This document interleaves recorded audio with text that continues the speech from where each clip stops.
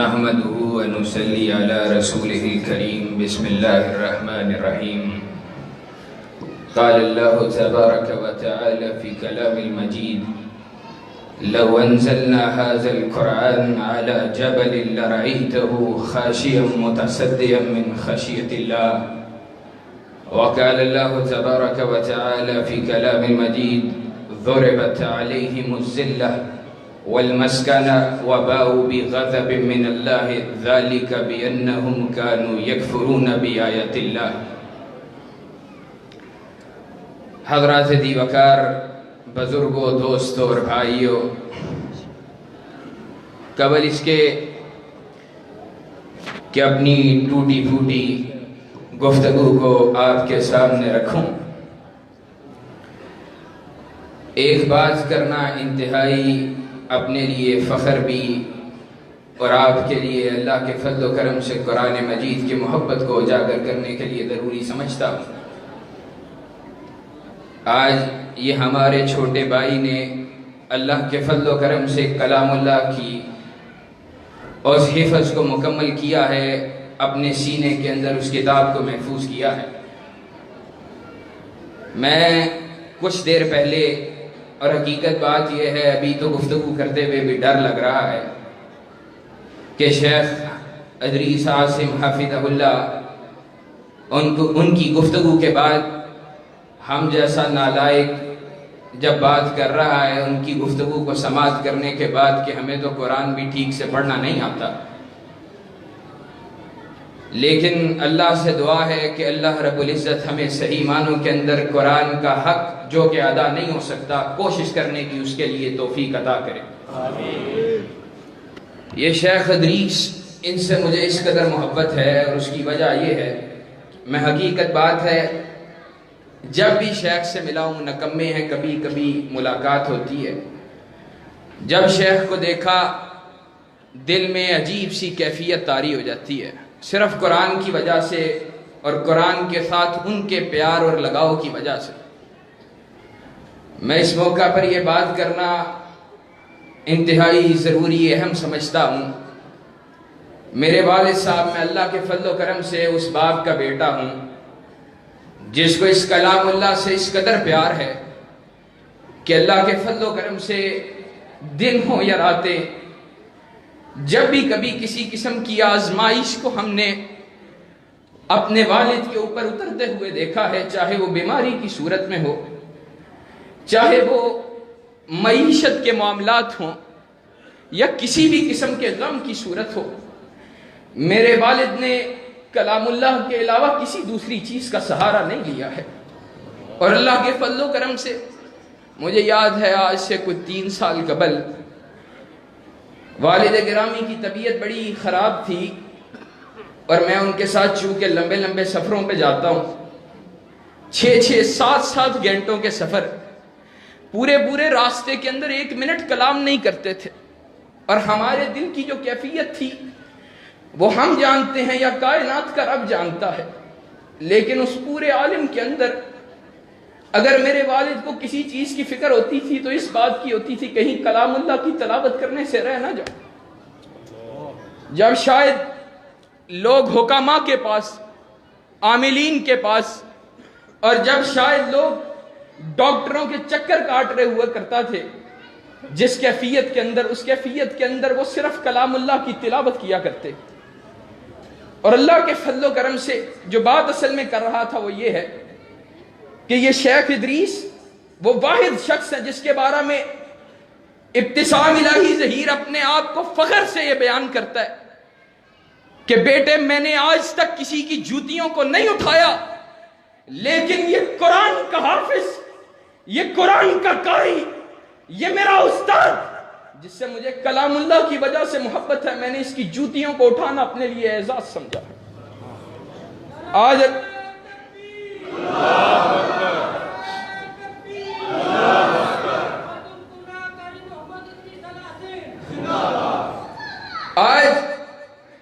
اللہ رب العزت ہمیں اپنے ان شیوخ کی حقیقی معنوں میں قدر کرنے کی توفیق عطا فرمائے۔ آج اگر یہ قرآن دلوں کو سکون دینے والا ہے، اگر یہ قرآن بیماریوں کو دور کرنے والا ہے، اگر یہ قرآن روحوں کو سکون دینے والا ہے، اگر یہ قرآن، جس قرآن کی وجہ سے کائنات کے امام نے کہا لوگوں کو اس کی وجہ سے عروج بھی ملے گا، ذلت بھی ملے گی، عروج ان کو ملے گا جنہوں نے اس کو تھاما، جنہوں نے چھوڑا وہ پستیوں کے اندر، تو یہ بات بھی یقینی ہے کہ آج اگر مسلمان ذلیل ہے، رسوا ہے، تو وجہ یہ ہے کہ ضربت علیہم الذلہ والمسکنہ وباؤوا بغضب من اللہ ذالک بانہم کانوا یکفرون بآیات اللہ۔ آج تم نے قرآن کو چھوڑا، قرآن کے احکامات کو چھوڑا، تم نے رب کی آیات کو ٹھکرایا، تم نے قرآن مجید کو پائمال کیا، آج کائنات کے رب نے تمہیں پائمال کر کے رکھ دیا۔ آج ذلت ہے، مسکنت ہے، آج مسلمان ہیں ہم، وہ زمانے میں معزز تھے مسلمان ہو کر، اور تم خار ہوئے تاریک قرآن ہو کر۔ آج بستی کا عالم پتہ ہے کیوں ہے؟ وجہ یہ ہے کہ کائنات کا رب خود کہتا ہے اس کلام کے بارے میں، کہا لو انزلنا ھذا القرآن علی جبل لرأیتہ خاشعا متصدعا من خشیۃ اللہ، کہا اگر ہم اس قرآن مجید کو کسی پہاڑ کے سینے پر نازل کر دیتے تو تو اپنی آنکھوں کے ساتھ کیا دیکھتا؟ تو اپنی آنکھوں کے ساتھ پہاڑ کو کائنات کے رب کی خشیت سے ریزہ ریزہ ہوتا ہوا دیکھتا۔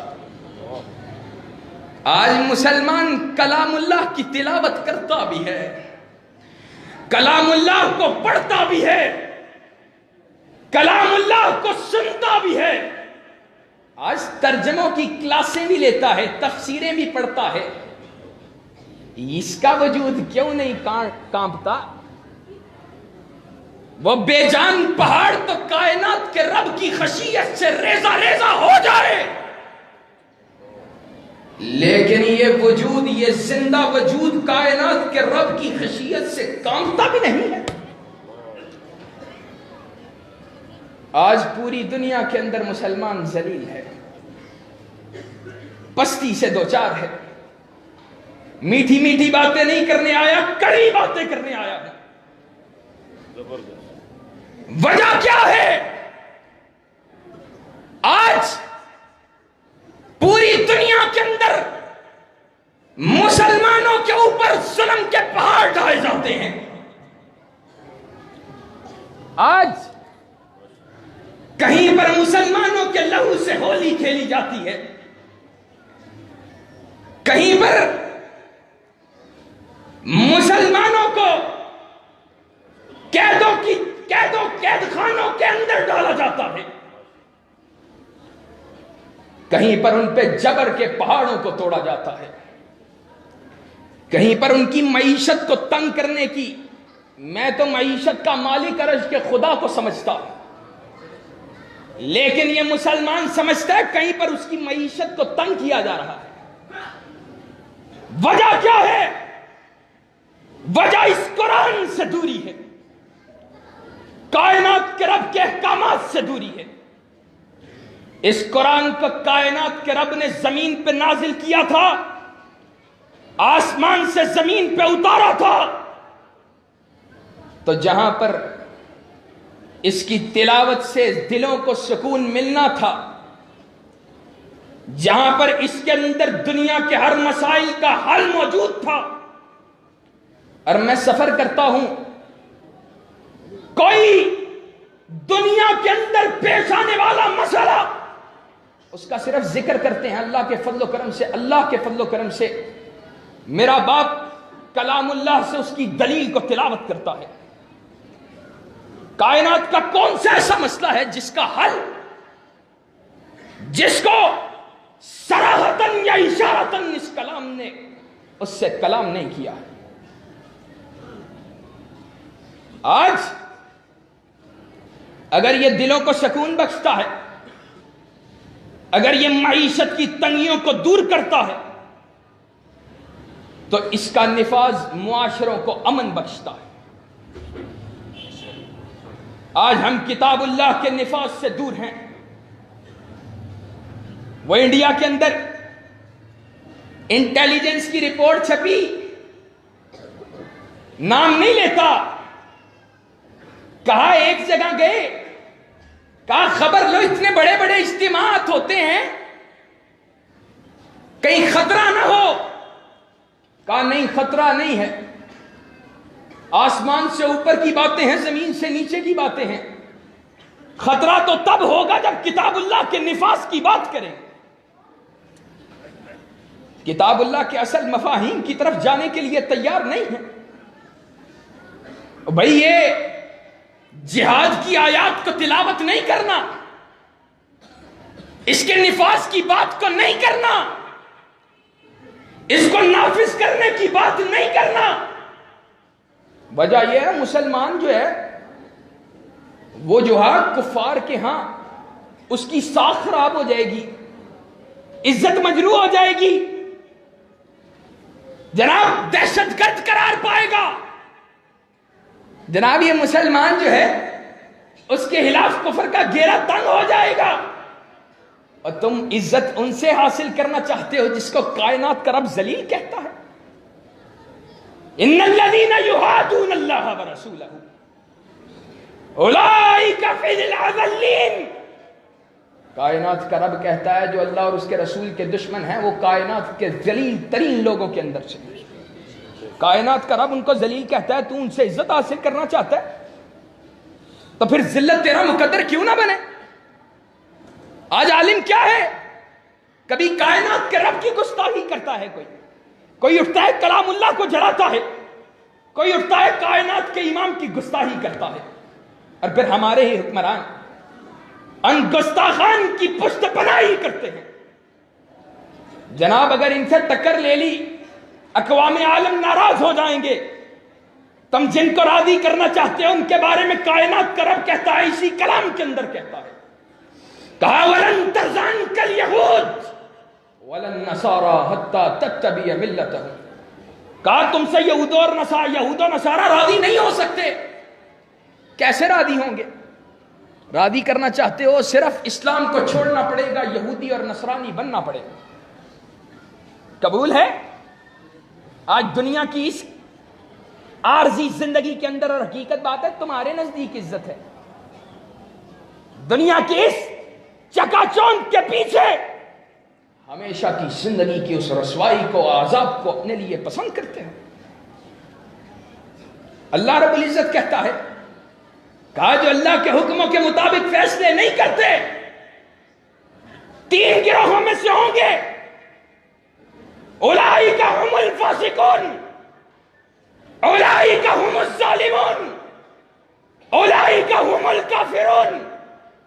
یا ظالموں میں سے ہوں گے، یا فاسقوں میں سے ہوں گے، یا کافروں میں سے ہوں گے. آج تم جانا کس طرف چاہتے ہو؟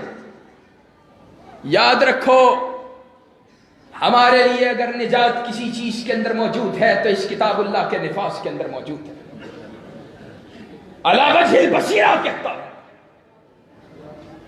ڈنکے کی چوٹ پر، اور کسی اللہ کے فضل و کرم سے کبھی بھی جب بھی بات کرتے ہیں، کلام کرتے ہیں، کسی کو تکلیف پہنچانا مقصود نہیں ہوتا، اپنے بھائیوں کی اصلاح میں مقصود ہوتی ہے.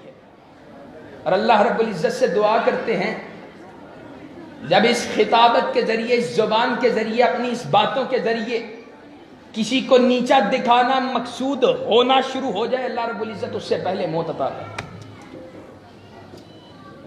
واللہ درد دل کے ساتھ آج ہم جن کے پیچھے لگے ہوئے ہیں، اور یہ نواز شریف، یہ عمران خان، اور یہ تمہارے کسی کام آنے والے نہیں ہیں، یہ اللہ اور اس کے رسول سے بغاوت کرنے والے، یہ کفار کے ساتھ مل کر مسلمانوں سے غداری کرنے والے، ان کو اپنی کرسیاں دی تھیں، یہ کرسیوں کا مالک، اقتدار کا مالک ان کو سمجھتے ہیں، لیکن ہم اقتدار کا مالک ان الحکم الا للہ اس عرش والے کو سمجھتے ہیں۔ ہم یہ بات سمجھتے ہیں کہ وعد اللہ الذین آمنوا منکم وعملوا الصالحات لَيَسْتَخْلِفَنَّهُمْ فِي الْأَرْضِ كَمَا اسْتَخْلَفَ الَّذِينَ مِنْ قَبْلِهِمْ۔ اللہ کا وعدہ ہے اہل ایمان کے ساتھ اور اعمال صالحہ کو کرنے والوں کے ساتھ۔ وعدہ کیا ہے؟ اللہ رب العزت ان کو زمین پہ خلافت ضرور عطا کرے گا۔ اس قرآن کی وجہ سے، اس قرآن کی وجہ سے اللہ نے زمین پہ ابو بکر کو خلافت عطا کی، اللہ رب العزت نے عمر فاروق کو خلافت عطا کی، اللہ نے عثمان ذو النورین کو خلافت عطا کی، اللہ نے علی حیدر کرار کو خلافت عطا کی۔ کتنے سو برس تک، کتنی صدیوں تک مسلمان اس قرآن کی طاقت کی وجہ سے، اس سے تمسک کی وجہ سے، اس سے جڑے رہنے کی وجہ سے بڑے بڑے اقتداروں کو اپنے پیروں تلے رونتا رہا، لیکن جب اس قرآن کو ترک کیا، ذلت پسپائی آج اس کا مقدر بن چکی ہے۔ یاد رکھو، آج کائنات کے امام کی گستاخی ہمیں پتہ ہے قرآن سے کتنا دور کر دیا گیا ہے، ہمیں سنت سے پتہ ہے کتنا دور کر دیا گیا ہے، ہمیں محبت رسول سے پتہ ہے کتنا دور کر دیا گیا ہے۔ ہمارے بچے اسکولوں سے پڑھنے والے گھروں میں آ کر ہمیں مخاطب کر کر کہہ رہے ہوتے ہیں، ویسے اگر کوئی معافی مانگ لیتی ہے تو اس کو معاف کر دینا چاہیے، وجہ کیا ہے؟ تم نے اس کی اہمیت کو اپنے بچوں کے دلوں میں اتارا نہیں، تم نے حب رسول کے انجیکشن کو اپنے بچوں میں لگایا نہیں۔ آج بچوں کے اندر سے حب رسول کو نکالنے کی ایک سازش کے تحت کوشش کی جا رہی ہے، اور بچے بھی کیا، آج ہر مسلمان سوشل میڈیا کے اوپر جس کے پاس موبائل ہے اس کو زبان حاصل ہے، کبھی کوئی یہ بات کرتا نظر آتا ہے بھائی معافی مانگ لیے معاف کر دو، بھائی اگر اس کے بدلے آسیہ کے بدلے آفیہ مل جائے تو ٹھیک ہے، اور تجھے کس نے اختیار دیا تو رسول اللہ کے گستاخ کا سودا کرے؟ خلیفہ ہارون الرشید نے امام مالک رحمہ اللہ سے پوچھا، کہا امام مالک،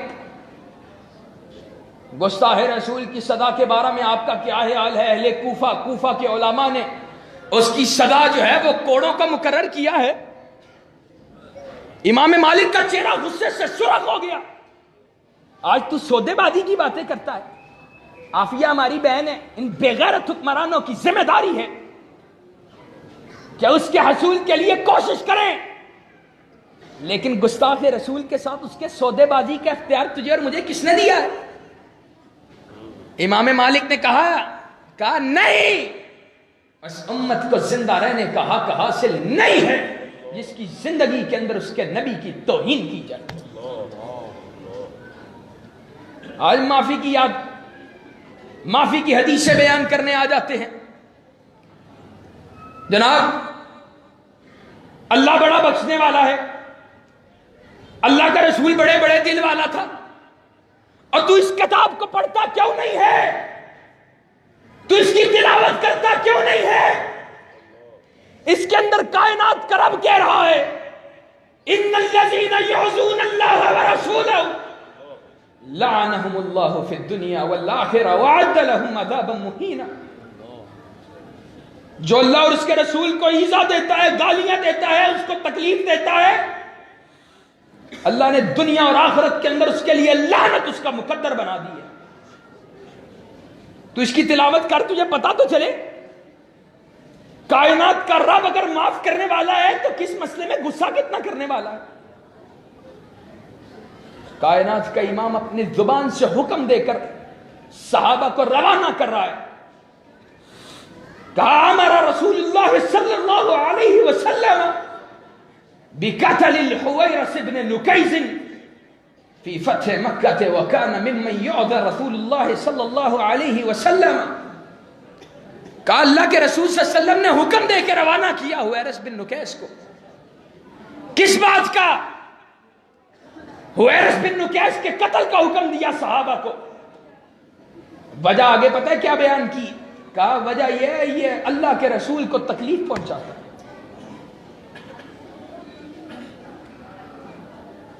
تمہیں کائنات کے امام کی وہ حدیث کیوں نہیں یاد آتی؟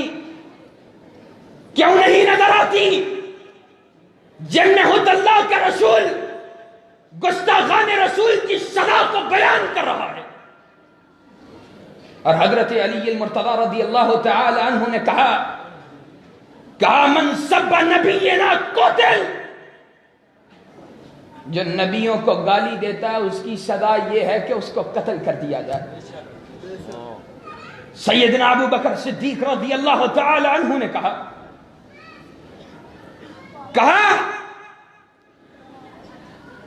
حضرت مہاجر بن امیہ رضی اللہ تعالی عنہ گورنر ہیں، ایک گستاخ کے ہاتھوں کو کاٹا، دانتوں کو توڑا.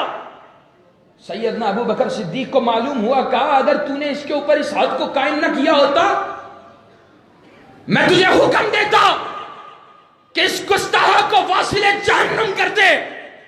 کہ اللہ کے رسول صلی اللہ علیہ وسلم کی گستاخی کی سزا امتیوں کی گستاخی کے برابر نہیں ہو سکتی. سیدنا عمر فاروق رضی اللہ تعالی عنہ نے کہا آپ کے پاس گستاخ رسول کو لایا گیا، آپ نے اس کی گردن کو اس کے وجود سے علیحدہ کر دیا.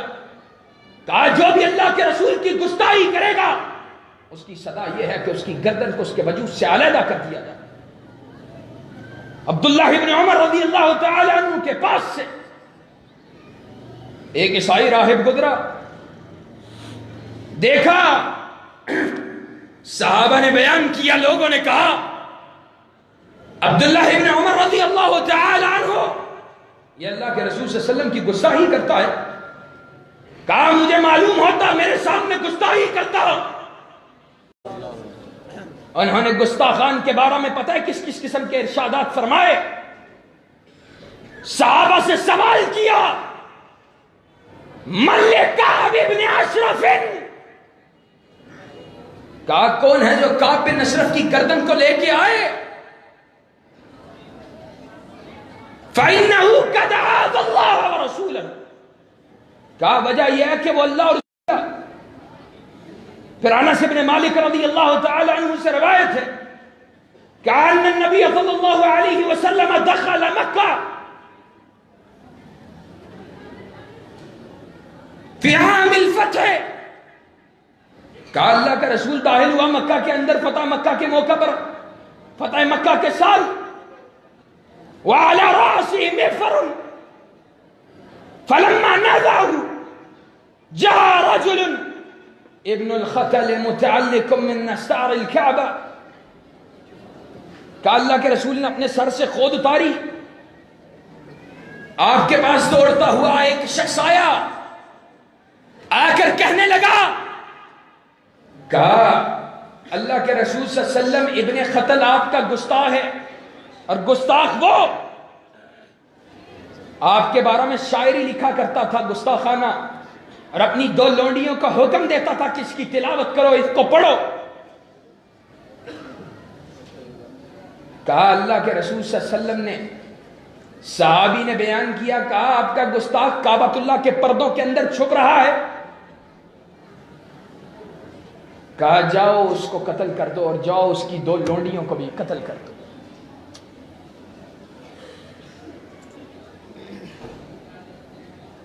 کتب احادیث بڑی بڑی، تاریخ بڑی بڑی ہے.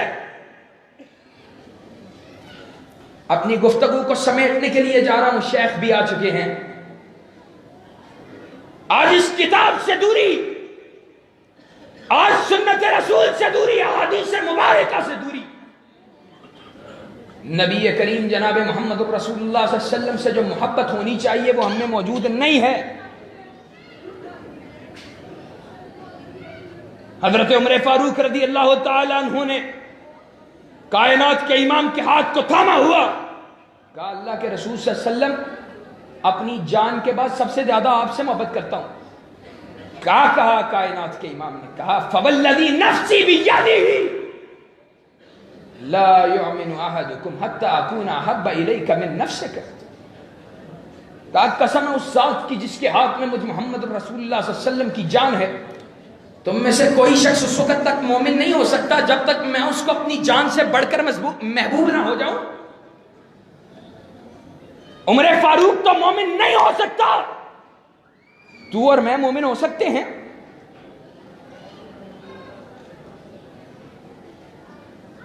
احمد بن حنبل رحمہ اللہ نے کہا تھا، آج توبہ کی باتیں کرنے والوں، احمد نے کہا تھا رحمہ اللہ، کہا گستاخ رسول کی صدا ہمارے نزدیک چاہے وہ کافر ہو مسلمان ہو قتل ہے، اور ہمارے نزدیک اس سے توبہ کا مطالبہ بھی نہیں کیا جائے.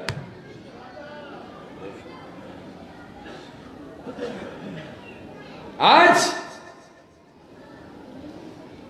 ائمہ دین کا اس بات پر اجماع ہے،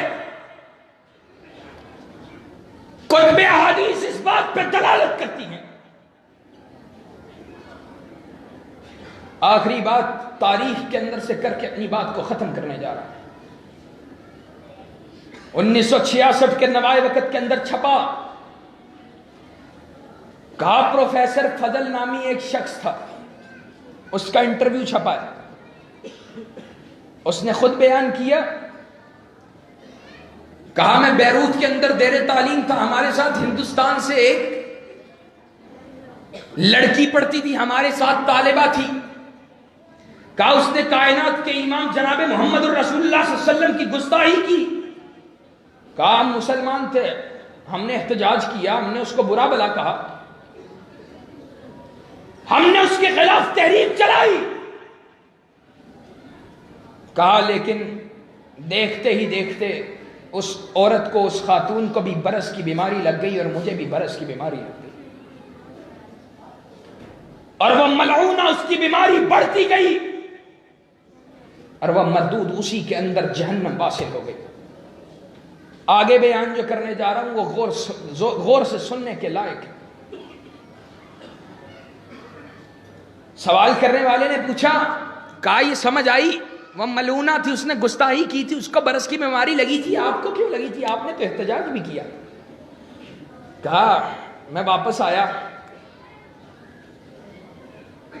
دعائیاں لی، اللہ رب العزت نے مجھے شفا دے دی، لیکن یہ بات سمجھ گیا کہ بیماری کی وجہ یہ تھی کہ وہ کائنات کے امام کی گستاخہ تھی. اس کی سزا یہ تھی کہ میں اس کو قتل کرتا، میں نے قتل نہیں کیا تھا، اللہ رب العزت نے اس لیے مجھے بیماری کے اندر مبتلا کر دیا تھا.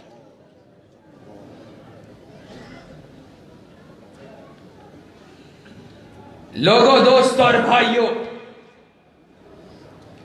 آج جس دور سے ہم گزر رہے ہیں، جس ذلت، جس پسپائی سے ہم گزر رہے ہیں، ہمارا عروج صرف اس کلام اللہ کے ذریعے ممکن ہے، اس کے نفاذ کے ذریعے ممکن ہے.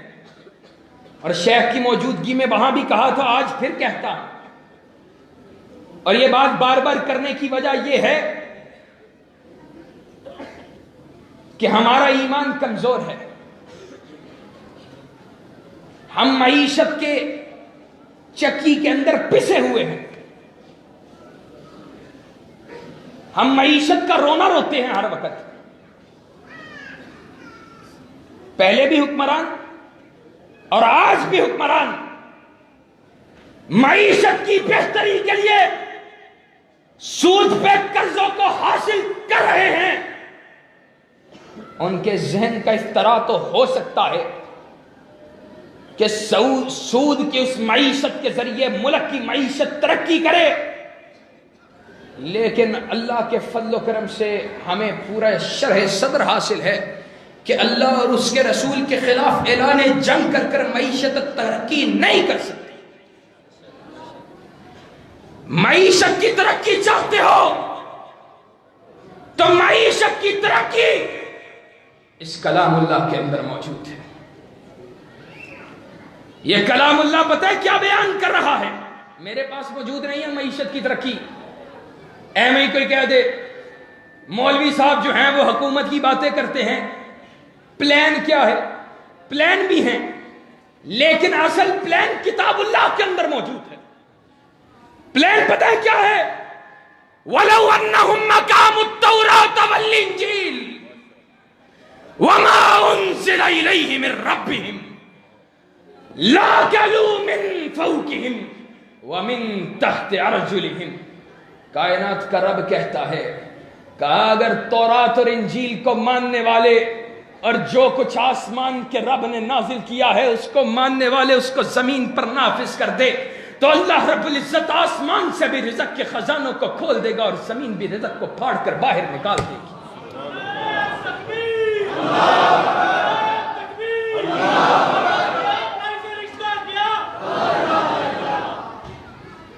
وہ کیا چیز تھی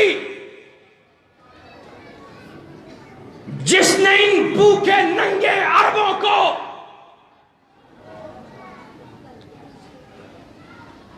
رزق عطا کیا، تیل کے کنویں عطا کیے؟ وہ چیز کائنات کے رب کے کلام کا نفاذ تھا. انہوں نے کائنات کے رب کے اس کلام کو زمین پر نافذ کیا. کائنات کے رب نے پوری زمین سے تیل کو سمیٹ کر باہر نکال دیا تھا.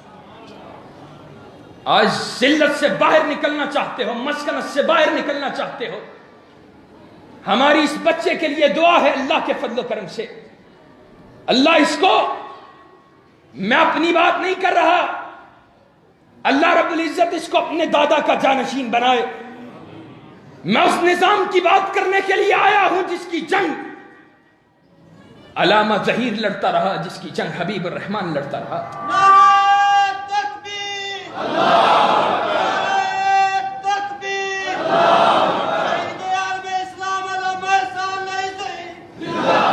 اور جس کی جنگ محمد حسین لڑتا رہا اور عبداللہ شیخو پوری لڑتا رہا. ان کی قربانیاں ہیں. آج ہمارا عالم پتہ ہے کیا ہے؟ ہمیں تو لوگ سنتے ہیں کانوں کے چسکوں کے لیے،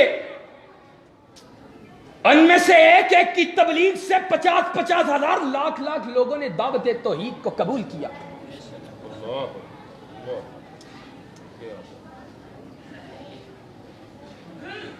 نہ ہم ویسے رہے نہ عوام ویسی رہی. آج جلسے ہوتے ہیں، کانفرنسیں ہوتی ہیں، جناب مولوی صاحب گل کریں گے، مزہ آ جائے گا. اب مزے کے لیے آیا ہوں لاہور سے. اللہ کے بندو، آیا دعوت فکر لے کر ہوں کہ شاید اگر میں خود اور تم اس کائنات کے رب کے کلام کے نفاذ کے لیے باہر نکل آئے تو قیامت کے روز اگر اس کا نفاذ نہ بھی ہو سکا تو اللہ رب العزت کو یہ بتلا سکیں گے. اللہ جانتا ہوگا، لیکن ہم اس کو کہیں گے اللہ جب پوری کائنات نواز شریف کی طرف بلا رہی تھی، عمران خان کی طرف بلا رہی تھی، ہم نظام مصطفیٰ کی دعوت دے رہے تھے. نعرہ تکبیر، نعرہ تکبیر. جب تک سورج چاند رہے گا، جب تک سورج چاند رہے گا،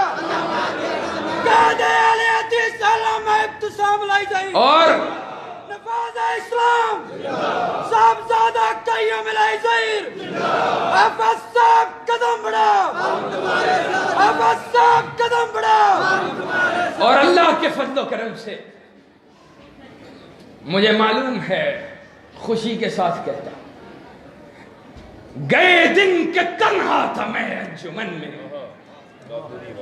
اب میرے رازداں اور بھی ہیں آج اللہ کے فضل و کرم سے خوشی ہو رہی ہے اس باغ کو ہرا بھرا دیکھ کر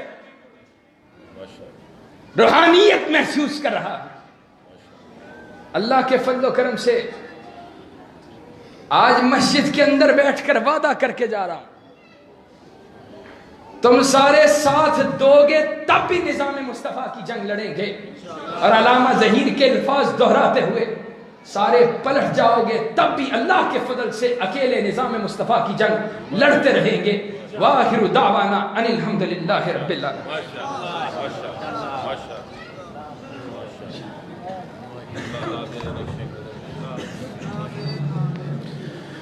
ماشاءاللہ تبارک اللہ اللہم زد فزد خطاب فرما رہے سن بڑا ہی ولولہ انگیز شہید عالم اسلام حضرت علامہ شان علی ظہیر شہید دے پوتے حافظ قشم الہی ظہیر اللہ پاک انہوں شہد و عافیت دے نال لمبی زندگی عطا فرمائے علم و فضل دے اندر عمل دے اندر ایمانی قوت دے اندر بہت ساریاں برکات دا رسول فرمائے ان بلا تاخیر آخری خطاب واسطے تشریف لے آدے نے میرے اور تواڈے محبوب خطیب شیر ربانی حضرت مولانا قاری محمد حنیف صاحب ربانی حفظہ اللہ تعالی میں انہاں دی تشریف آوری دا بھی دل دیاں اتھا گہرائیاں تو شکر گزار ہاں اللہ پاک انہاں دی زندگی دراز فرمائے اور ماشاءاللہ حضرت ربانی صاحب دی برکت ہے کہ آج پوری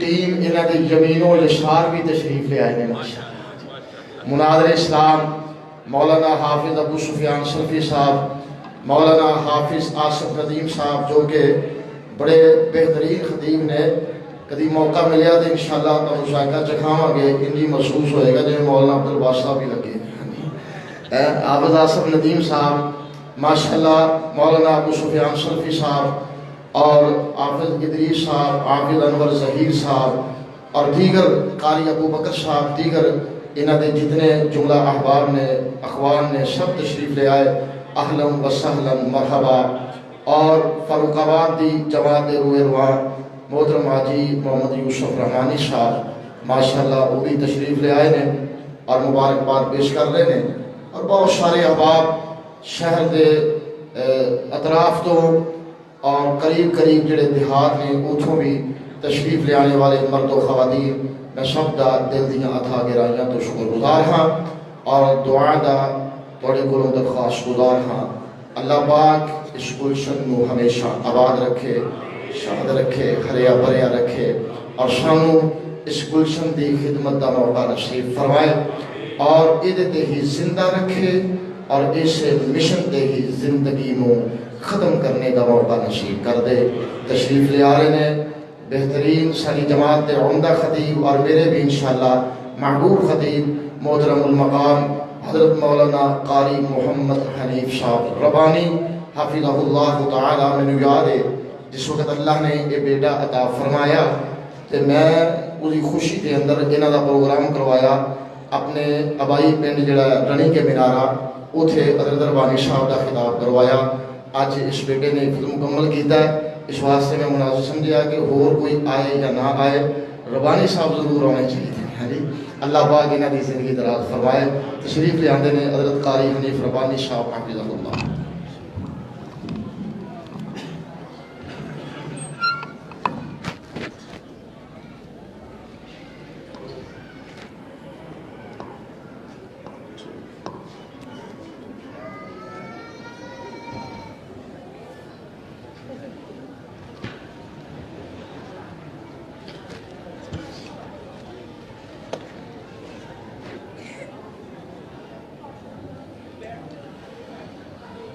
السلام علیکم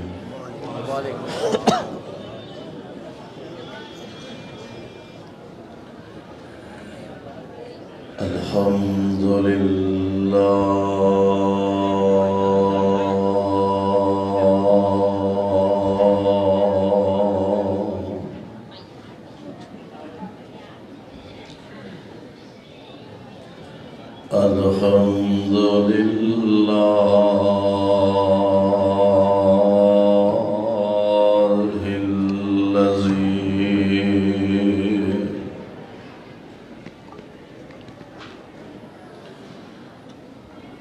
لم يتخذ ولدا